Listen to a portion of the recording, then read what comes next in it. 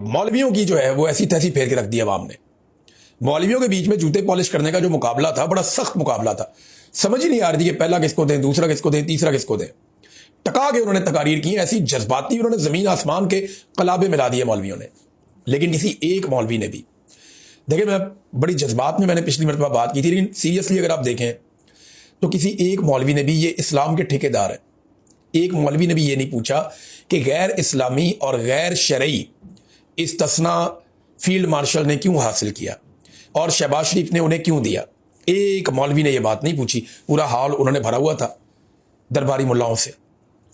दूसरा, पाकिस्तानी फौज एक बल्कि करारदाद है, पाकिस्तान ने उसके ऊपर पॉजिटिव वोट किया है अक़वाम मुत्तहिदा में, डोनाल्ड ट्रंप वाली।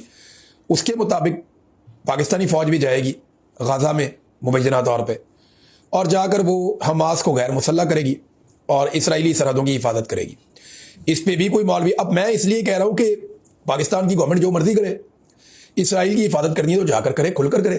प्रॉब्लम क्या है भाई? फौज का फैसला जाकर करना चाहती है करे, पब्लिक जाने, फौज जाने। लेकिन मेरा सवाल यह है कि मौलवी तो हमें कई दहाइयों से ये चूरन बेच रहे हैं। मौलवी तो जनाब चाहते हैं कि वो शहीद हो जाएं फलस्तीन की सरजमीन पे। मस्जिद अक्सा के लिए रो रो के मौलवियों ने दुआएं मांगी हुई है। अब ये मौलवी जो हमें कोई और चूरन बेचते थे, कोई और सौदा बेचते थे, अब ये मौलवी जब वक्त आया तो इन्होंने हुक्मरानों से पूछा ही नहीं कि जनाब आप गजा में अगर फौज भेजना चाहते हैं तो क्यों भेजना चाहते हैं, आप किसकी हिफाजत करेंगे और किसको नुकसान पहुंचाएंगे, जरा ये बताएं। एक मौलवी भी इसके बारे में नहीं बोला।